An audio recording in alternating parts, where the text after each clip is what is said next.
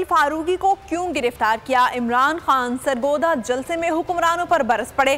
कहा इस हुकूमत ने सहाफत और सियासत पर पाबंदियां लगा दी। एंकर जमील फारूकी को बदतरीन तशद्दुद का निशाना बनाया गया। सिंध में अपोजिशन लीडर हलीम आदिल शेख पर झूठे मुकदमात बनाए जा रहे हैं।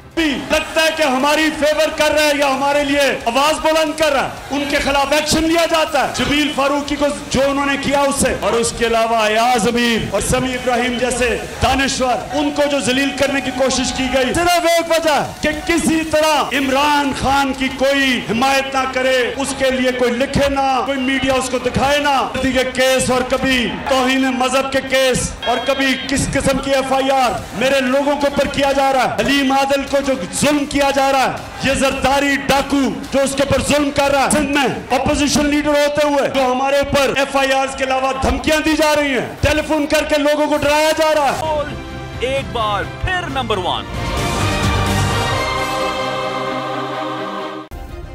सब्सक्राइब करें और बेल दबाएं ताकि कोई खबर रह न जाए।